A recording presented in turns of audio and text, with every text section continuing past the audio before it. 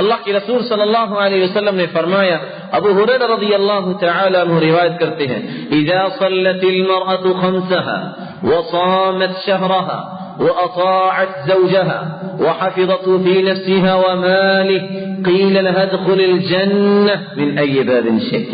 جو عورت 5 نمازوں کی پابند ہے، روزے رکھتی ہے، خامد کی اطاعت کرتی ہے اور اپنے آپ کی حفاظت کرتی ہے، خامد کے مال کی حفاظت کرتی ہے، قیامت کے دن اللہ فرمائیں گے جنت کے دروازے کھلے ہیں، جس مرضی دروازے سے جنت میں داخل ہو جاؤ. ام سلمہ رضی اللہ تعالی عنہ فرماتی ہے، ایما امرأة ماتت وزوجها عنها راض دخلت الجنة. جو عورت جس دنیا سے چلی جائے اور اس کا خاوند اس پہ راضی ہے، یہ عورت جنت میں داخل ہوگی، یہ عورت جنت میں داخل.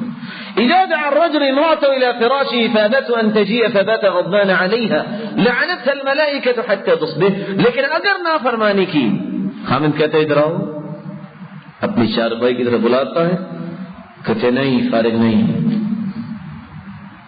اطاعت نہیں کرتی صبح تک.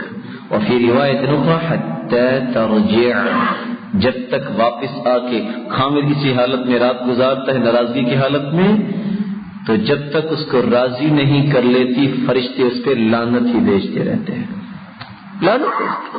ان اللہ لا ينظر الى امرأة لا تشكر لزوجها وهي لا تستغني عنه. ایسی عورت کو اللہ تعالیٰ قیامت کو دیکھیں گے بھی نہیں جو اپنے خامد کا شکریہ ادا نہیں کرتی، حالانکہ اس سے مستغنی بھی نہیں.